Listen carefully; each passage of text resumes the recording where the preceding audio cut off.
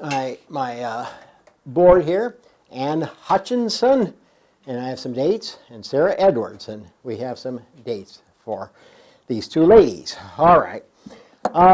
2 weeks ago, we talked about the role of gender and the women that are important in American Christianity.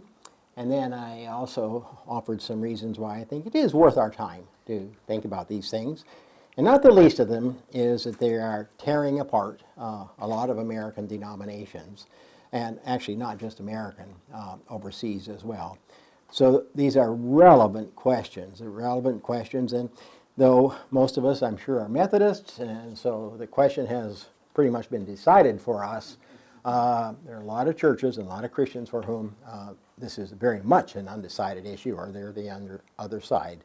And so it's a live issue, and it's worth our time to think about it. And then last week, I discussed, I had this mixed metaphor of roadblocks and runways. And often enough, we get talks about one. Usually, in the university context, you're only going to hear about the roadblocks. And then you get into a church context, and you only hear about the runways. Well, I think both of them are very much a part of our story. And probably there are more roadblocks, have been, but there are a lot of runways too, and we need to discuss them. All right. Two women tonight. We're going to bring these general comments down to the ground and start talking about specific people.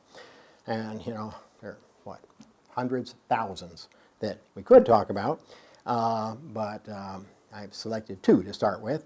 And then next week there will be four, and then the next week 4 more. So we'll narrow it down, and then Anna will be with us, and Anna and Martha for the following week. All right. So why these two out of the hundreds and hundreds that we might have chosen? All right. I think, well, both of them are extremely interesting. And obviously they lived a long time ago, so we start far back. They're not only interesting, but they're very important historically for the issues they raised. Now, in their own lifetimes, what we will see is mostly roadblocks, big ones, overwhelming, particularly with Anne Hutchinson, massive roadblocks. But the runway in her life was the long-term influence that she had, and it's an influence that we feel today. She didn't know that, of course, but well, I'm sure she's looking down now, and she's probably smiling tonight as she looks at us and says, yeah, it's about time. Okay, so, so long-range influence that very much is runway. Sarah Edwards, and not so much of a roadblock that's visible, but that she suffered some of them, and her legacy was very quiet at the time. But again, we see it today and in some significant ways. All right, so much as general comments. All right, so we begin with Mistress Anne Hutchinson. All right, she grew up in England, and her father was a dissenter. Now, that word has a number of meanings, but for us it means that he was a member of the Church of England. He was a clergyman. He had a parish, and this was in the north part of England, and a rural parish. But he was Church of England with strong Puritan leanings, and they were strong enough that he caused trouble. He would have been seen as a troublemaker, and enough that he got himself thrown in jail for 2 years. All right. Well, this is a case of like father, like daughter. And Mistress Anne inherited his tough and, if you may say, defiant personality. And he was willing to suffer for his views, and so was Anne. All right.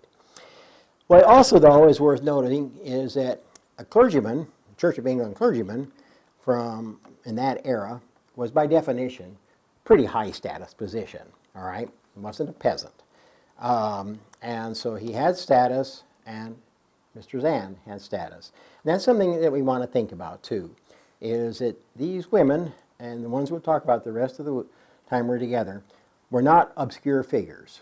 They, in a sense, had a head start because both of them had standing, and they both had money, and so did their husbands. All right. Now, Anne's life in the early years was much involved with the life of her pastor, who was a man named John Cotton. Okay? And you'll see why in just a minute. John Cotton was the pastor of a town that was 21 miles away from where Anne lived with her family. And why is that significant? Well, we're talking about the 16th century. And 21 miles away, well, it's a long distance if you're doing that on horseback. And if you're doing that on horseback week after week, year after year, all right? I know it's a big enough job, to come someplace where you have a car, okay? And I see Sarah's here, and I would go on horseback 21 miles to listen to Ben, but that, not everybody would do that, all right? I'd go 22 miles on horseback, yeah. But that tells you something about her level of commitment as well as her husband, whose name was William. And at that point, they had 10 children. Later, they'd have 5 more, all right? But at this point, they had 10. So they took all 10 of their children, several horses, I'm going to assume, to go hear John Cotton preach. All right. Now, what is significant about John Cotton is he's a clergyman in the Church of England in good standing, highly educated, a graduate of Emmanuel College, Cambridge. You can still go to Emmanuel College, Cambridge today, and you can see his rooms, as they put it. But what he was significant for is that he preached what was called absolute grace.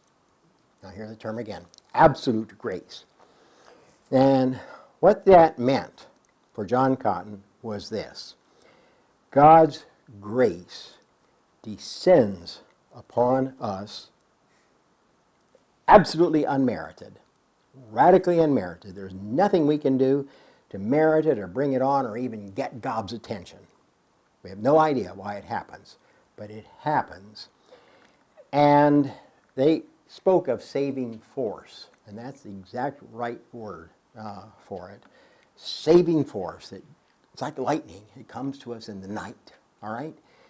And it changes our lives radically, all right? And this was a message that Anne Hutchinson related to. Now, I want to insist as clearly as I can that I think her motives were, there was no doubleness in her motives. However, this is an idea that's very empowering for women, because it means, among other things, that when they feel this force upon them, there are no barriers, that they have been chosen by God and God's Holy Spirit, and this saving force impels them and drives them over all kinds of obstacles. So it's a very empowering notion. I'm sure that's not why she embraced it. She embraced it for theological reasons, but it had this other effect. Okay. Well,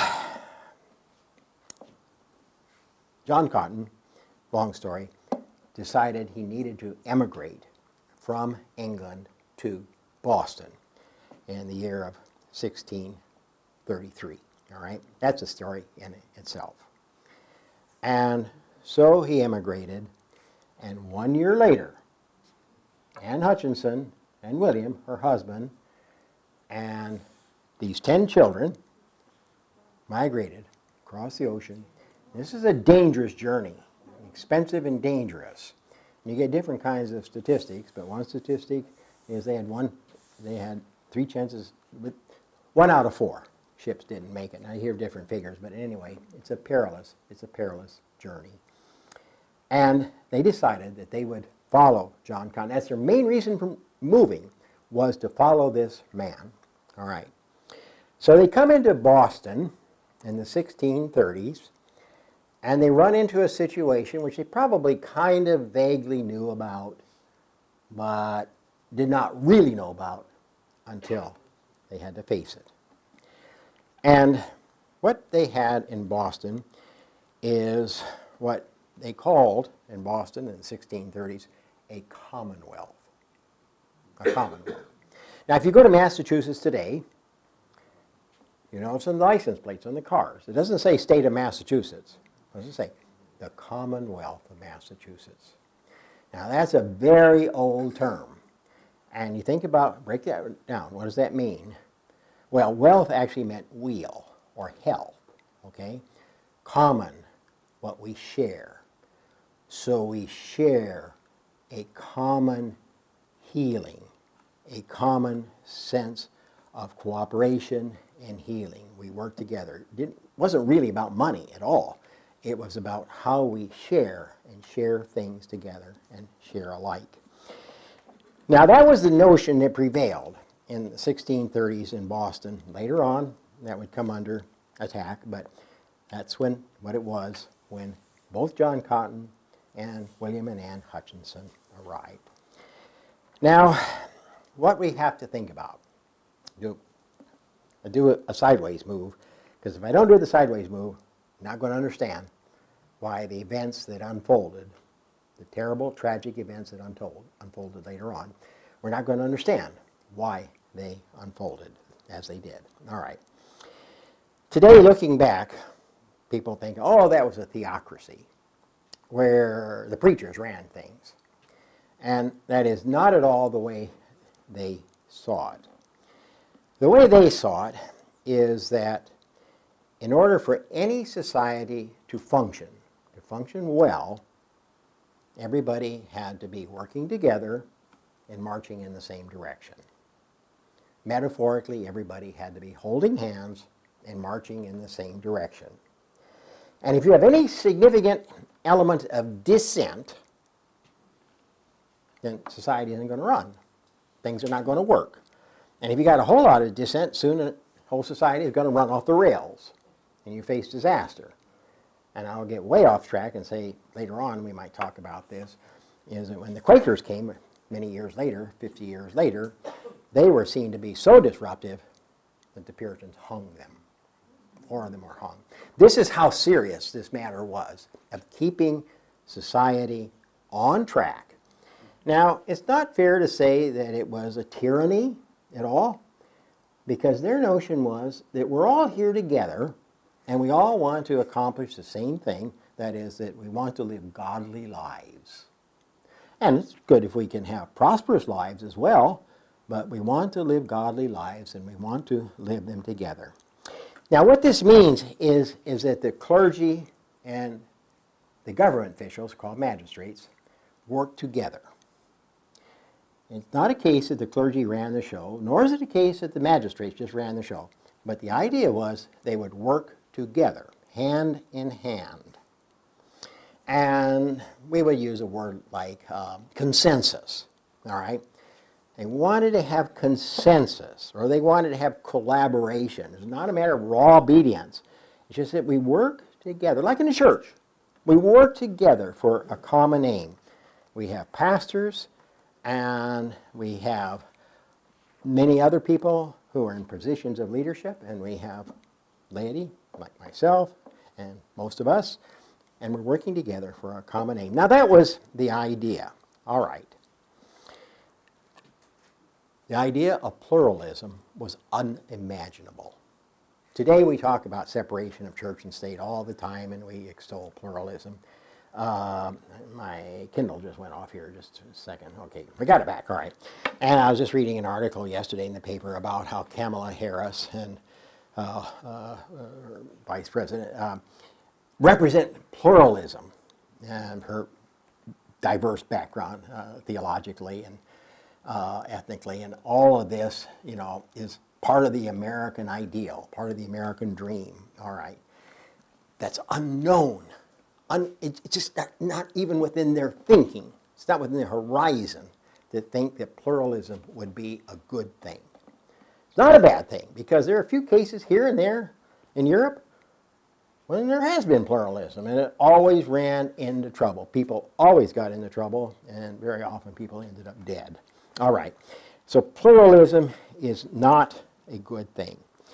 So the governor of Massachusetts in those days was a man named John Winthrop. And he was one who represented the ideal of an orderly society. Everybody holding hands, marching forward in the same direction.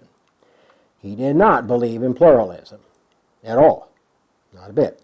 And the magistrates who worked with him, they didn't believe in pluralism either. His notion of an orderly society applied to domestic relationships. His wife's name was Margaret. And actually, John Winthrop immigrated in 1630, and his wife Margaret was at that point great with child, was their 5th child, and so she was not ready to make that perilous journey across the ocean. So John Winthrop boarded a ship, the Arbella, and came to the New World and left her back in England. All right? They agreed that they would think about each other at 5 o'clock every Friday and Sunday night. Now, how you do that without, eye watches, I'm not sure. They didn't know anything about Greenwich Mean Time or, longitude. I don't know how they did that. But that was their commitment to one another. And they would do it for 1 hour, 1 solid hour each week at the same time. They would think about each other. Margaret Winthrop, upon marrying John, assigned all of her earthly possessions to John. She owned nothing. And it's in a sense like we have in North Carolina, that spouses legally own all the assets, all right? And upon demise, it all goes to the one that's left, all right? She signed everything.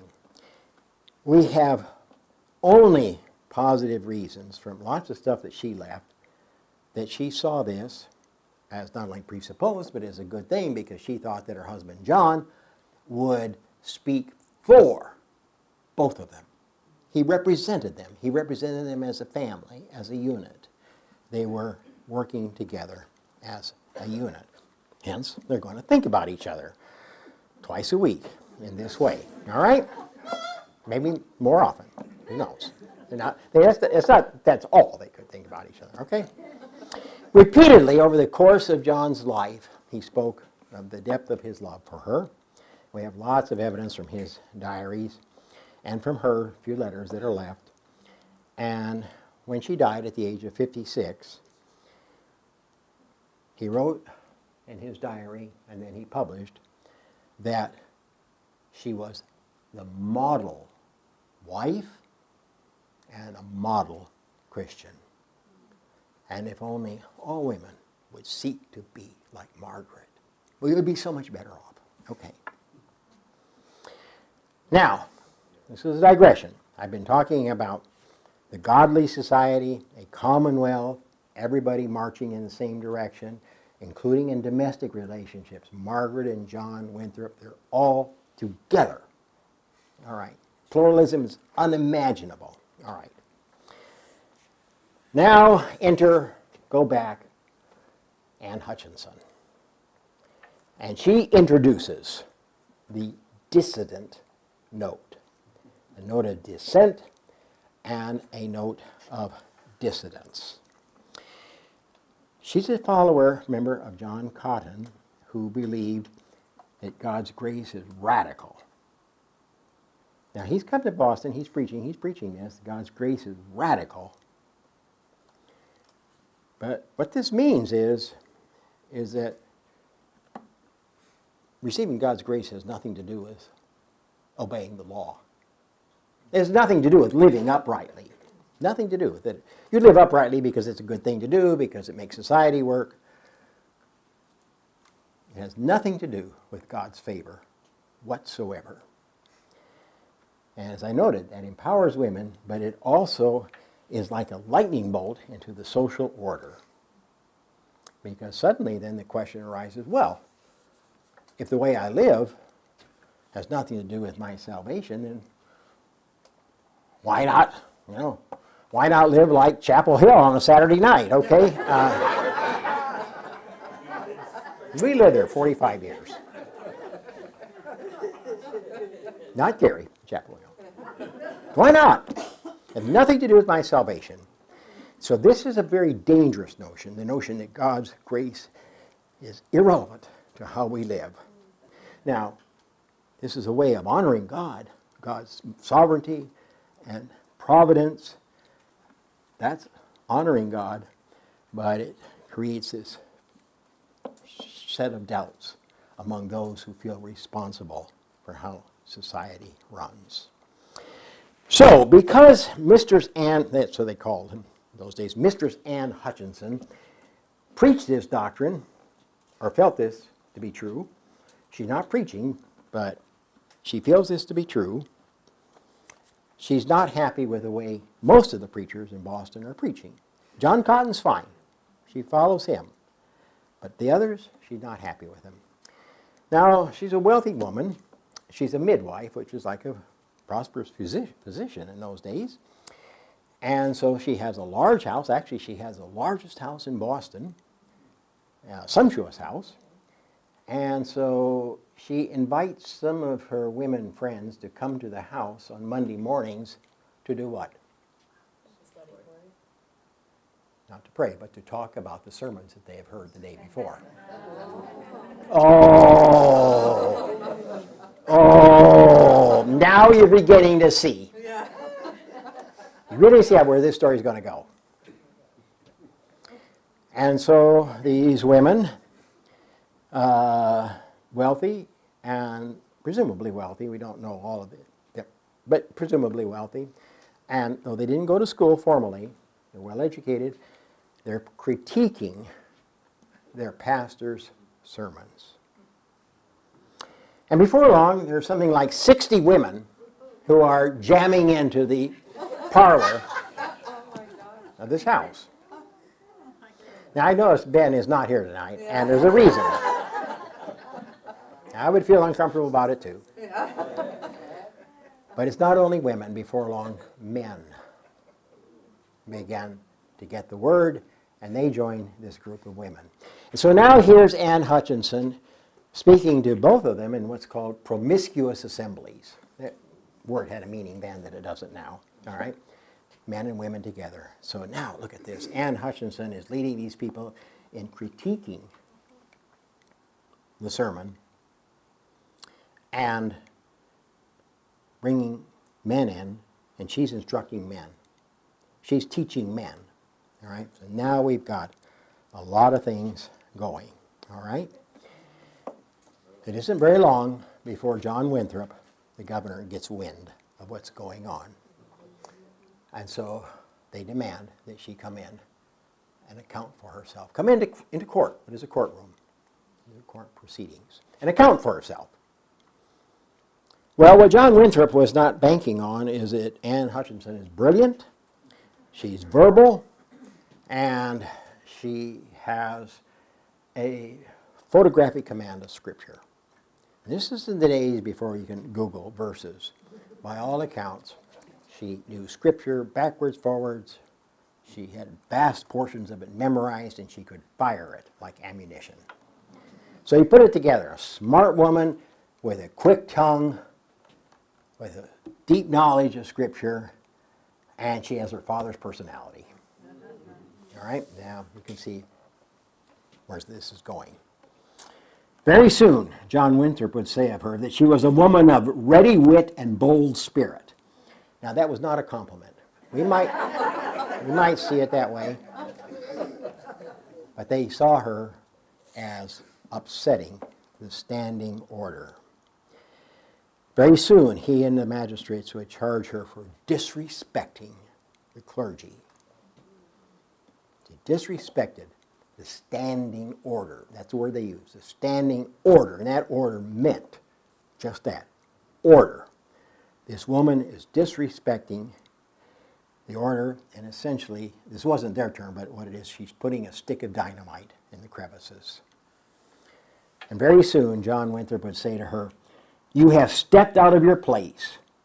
You would rather be a husband than a wife, a preacher than a hearer, a magistrate than a subject." Now, this is as fierce a criticism as you could level. You would rather be a husband than a wife. All right? So she is disrupting the order. Soon enough, they raised the charge. You're not only a disruptor, you not only act like a husband rather than a wife, but you're guilty of what they called antinomianism. Now, that's a big word. We don't use it nowadays very often. What it means is anti, against, nom, law. You are a person who upsets the legal order. You're a troublemaker. And when you call someone an antinomian in the 17th century, that's a slur. It's like a racial epithet today. There is no worse term that you could use to hurl against someone. You are an antinomian. No amount of good words, no amount of orderly cooperation of the society counts in your mind. The debate goes on. The court proceedings go on a few more weeks. A third charge is leveled. And this one Anne really brings upon herself. And this is where she went beyond John Cotton, who left her at this point. He said, "You're on your own." And I think her father would have said, "You're on your own." Her husband was with her, but she makes another step. And she said, "I speak from the authority of the Holy Spirit who resides within me." See, we're no longer under the bond of the Bible, which is a common authority. Everybody can appeal to it. We can argue about it. We can fire passages, back and forth. But as soon as you say, "I speak from the Holy Spirit who resides within me," then we have a whole different order. It's an entirely different kind of argument, and it's seen entirely more dangerous. It's an explosive claim. It's dynamite. And to mix the metaphors, the magistrates could see that if people listened to Anne Hutchinson, the entire society would be off the rails in no time at all. It'd be chaos. She wouldn't back down. She wouldn't cooperate. She wouldn't negotiate. She determined to carry through. And so the magistrates, led by John Winthrop, banished her from the colony, out. By then she has 11 children, and so Anne and her husband and her 11 children are banned in the middle of winter. In the middle of winter. And as John Winthrop banned her, he called her a hell-spawned agent of destructive anarchy. That is not a compliment. A hell-spawned agent of destructive anarchy. He meant it. You were destroying this society. And especially since you have, by that time, she had about 75 loyal followers. And they had to get rid of her. So they banned her, and she left with her family, her coterie of followers, went to Rhode Island, which was a site of religious freedom, and Roger Williams and religious freedom. So she went to Rhode Island for a time. And while she was in Rhode Island, she gave birth to another child who was deformed. And John Winthrop said of the deformed child, "Her misshapen opinions have brought forth a deformed monster." And her response was, "Your church in Boston is the whore and strumpet of Boston. It is no Church of Christ." Now these are people who did not hold back.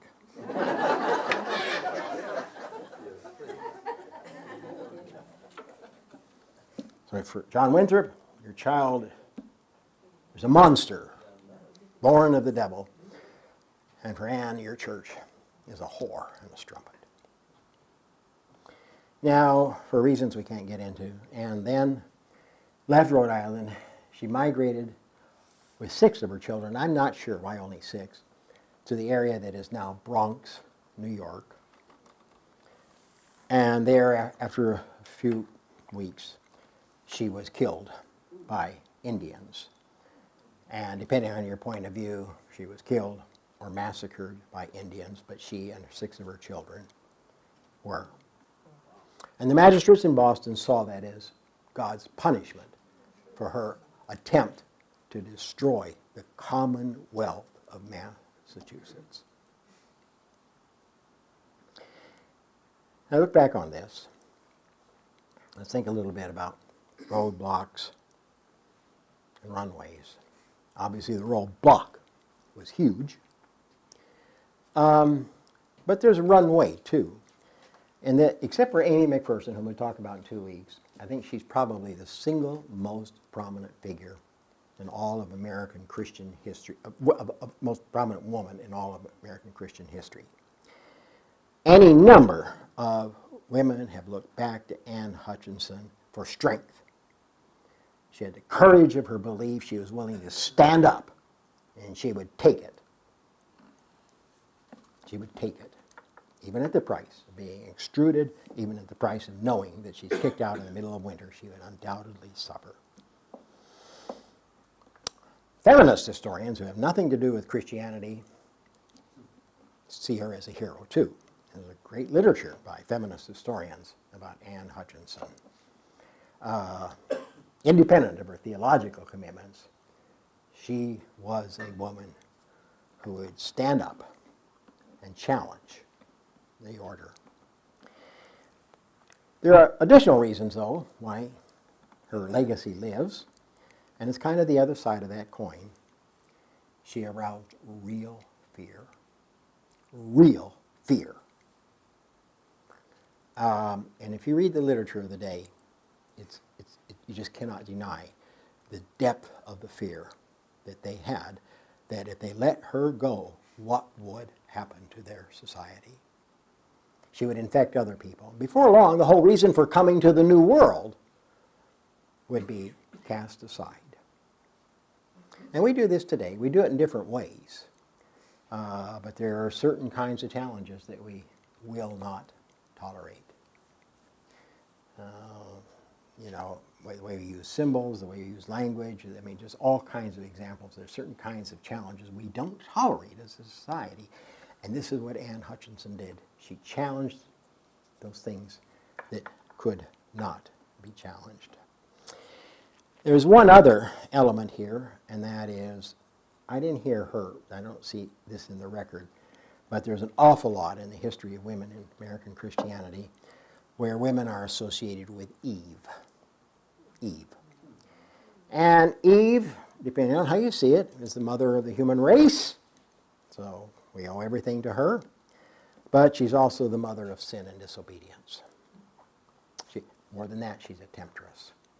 So we have these dual images of Eve.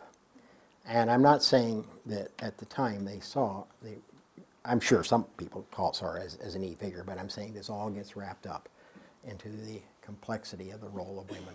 But on the whole, I see Anne Hutchinson, at least for me, as representing a runway of a woman who could stand tall in the face of very, very serious opposition. And she could speak her mind, and to put the best theological face on it, what she was trying to do was preserve God's sovereignty. She was trying to say that all this monkeying around here with the covenant of grace is a way of denying and minimizing who God is. After all, you think of Job. Job, great line, Job. Where were you, Job, when I hung the stars? And that's what Anne Hutchinson is saying to John Winthrop. Where were you when God hung the stars? Okay. Important woman, Anne Hutchinson. Now we're going to talk about a very different kind of woman, but in her own way, I think not as important, but very important, and maybe as important. You'll see. You can make your own judgment about this.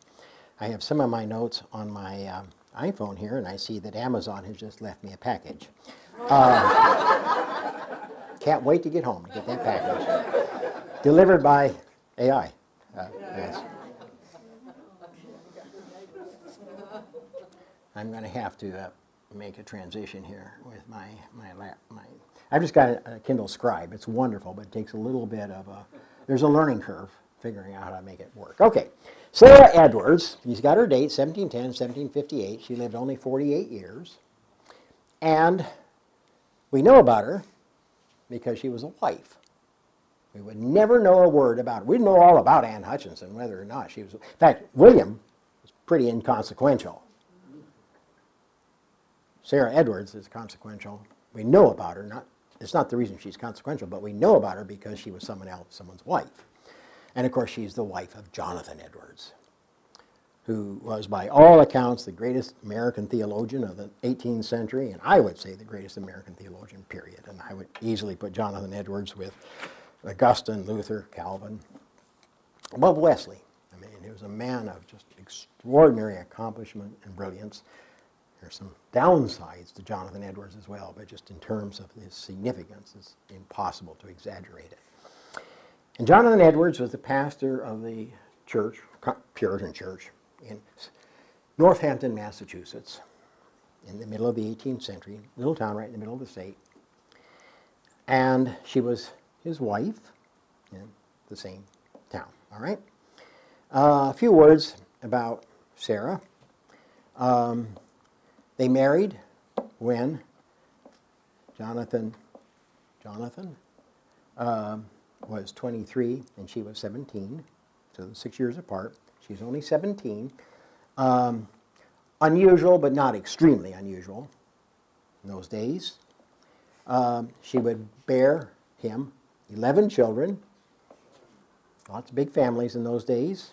Well, Susanna Wesley had 18 children. She bore him 11 children. All 11 lived to adulthood, which was very unusual. Digress just a little bit about these children. 8 of them were girls, and all of them were educated at home, and the key word there is educated. Both Jonathan and Sarah educated them, spending 1 hour a day, what we would say with homeschooling, checking up where they were, learning biblical languages, learning liberal arts. Really, you know, people just have for interesting ways, productive ways of compensating. We didn't have a public education system, but certain families that had the means could nonetheless bring this about. As I mentioned a good deal about Jonathan here, and one more word about education of these girls is relevant. One of Jonathan's daughters was a girl named Jerusha. We don't know much about Jerusha, except we know that she was the 5th child, and by all accounts, Jerusha was, if anything, smarter than her father. By all accounts, she was a genius. How many of us have heard about her? See, we haven't. Now, some people know a little bit about Jerusha because she almost married David Brainerd, who was the most famous missionary of the 18th century, a missionary to the Mohawks. And actually, David Brainerd's Journal of Mission to the Mohawks is the biggest selling book of the 18th century. She didn't marry because David Brainerd got very sick, and he came to live with the Edwards family, and Jerusha nursed him, and he died anyway, and soon thereafter she died. Whether it was influenza she caught, I don't know, but we do know they were in love, didn't marry, they're in love, in the same house. I bring all this into play and say that, these are real people we're talking about here. Real people with real lives, fall in love, get sick, die, and we're talking about girls who if Jerusha was around today, just imagine, where she would be, all right? But she wasn't. As long as we're talking about family, I would go on to say that Jonathan had a son, 3 sons. Jonathan Edwards Jr. became a notable theologian in his own right. But more to the point, one of his daughters married the president of what became Princeton University. His name was Aaron Burr, and they bore a child whose name also was Aaron Burr, and he became the vice president of the United States and also managed to shoot dead Alexander Hamilton in a duel. And later on, this Aaron Burr was denied his American citizenship, and he was literally kicked out of the United States. So he was a man of considerable notoriety in the sense that he killed the he killed the Secretary of the Treasury. He was by many people seen as a murderer, and he was a loose cannon. I bring all this in to say these are real people, right? This is real lives, okay? Now let's talk about Sarah Edwards. Lots of things to say about her that we know is that she, by all accounts, reigned, R-E-I-G-N-E-D, reigned over the home front, ably and magnificently, all right? Visiting evangelists who would board with the Edwards would comment upon her beauty, natural beauty, the beauty of her manner, her ways, all right? The way she managed the people who helped in the home. A beautiful woman in many, many ways. One of the great evangelists of the time was George Whitefield, and he stayed with the Edwards for a while, and when he went away, he was just enraptured, all right? He wasn't married at the time, and I don't know, you can kind of guess that he wished that she were available. I don't know. He doesn't say so, but, he's so taken with Sarah Edwards, which is a beautiful woman she was. She also was a vain woman, and she was charged with excess in the way she dressed and the way she bejeweled herself. She violated protocols or laws of sumptuousness, as they put it. She spent a lot of money on herself and on her clothing, and she was even not averse to getting on a horse and taking that horse from Northampton in the middle of the state all the way to Boston on shopping trips, all right? And so people noticed how elegantly Sarah Edwards dressed. She owned slaves, or enslaved people. Not sure how many. Category of slavery is a little ambiguous.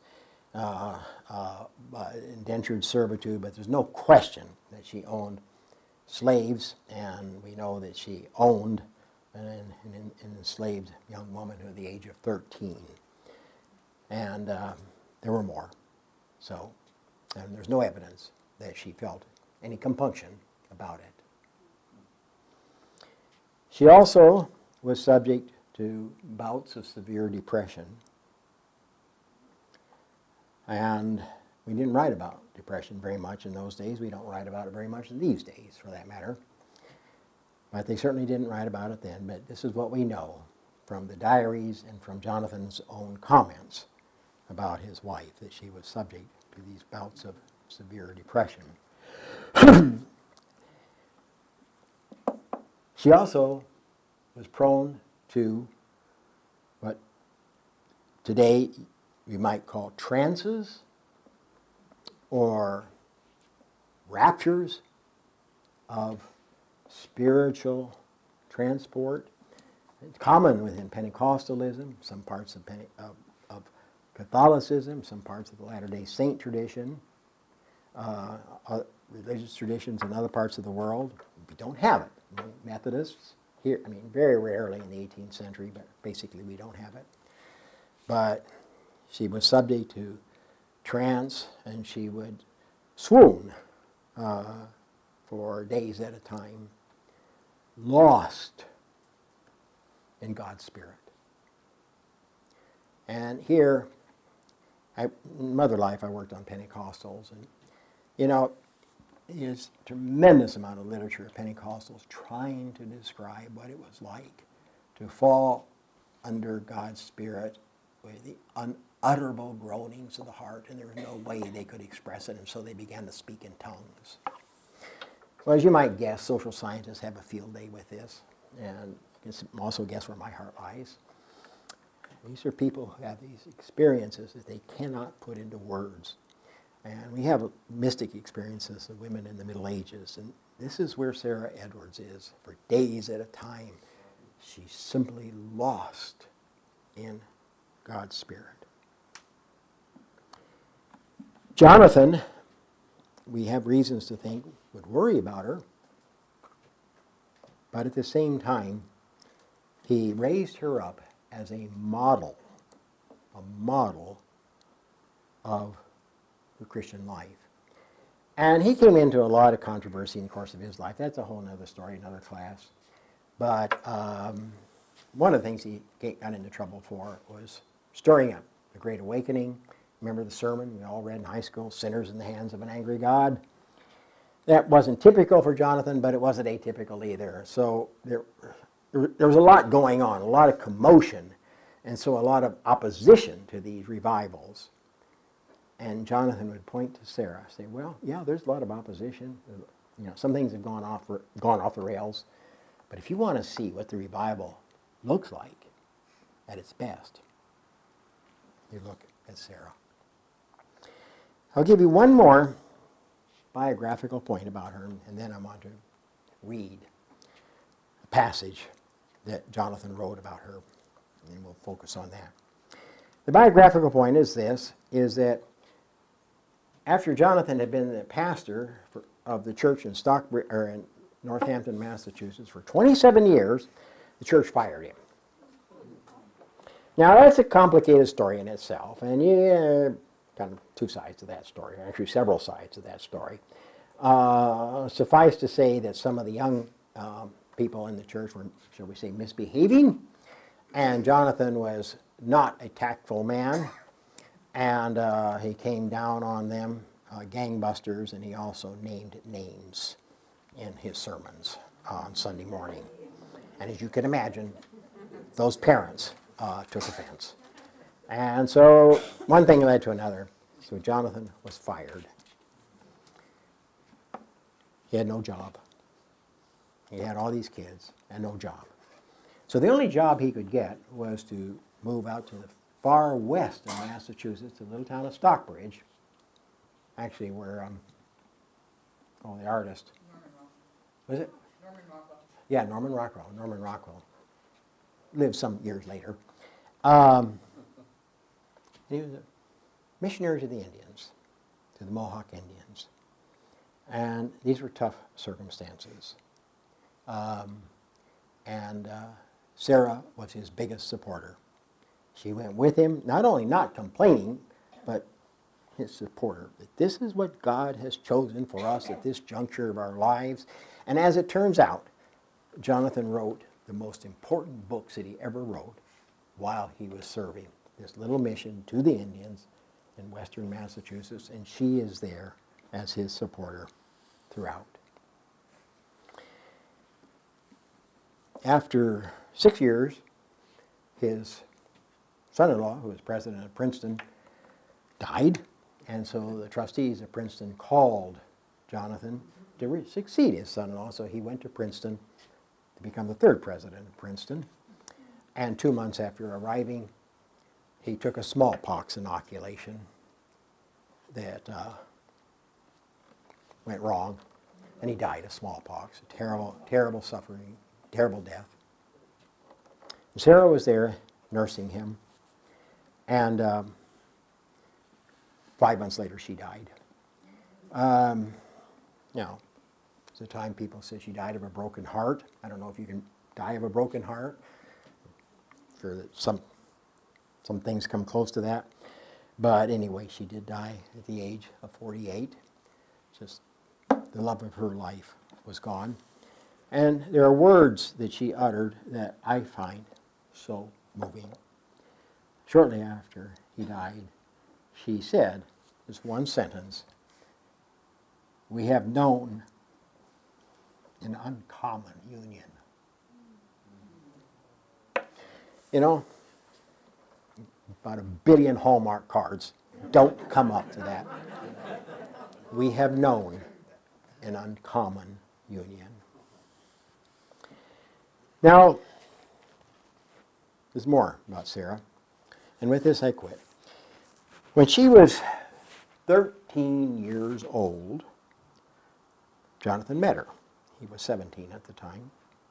No, 6 years old. I've got my years wrong. She was 13, so the age spread was 4 years, all right. He was 17 and she was 13. And this is what Jonathan wrote about her. Now remember, she's 13. He's 17, that says something about him too.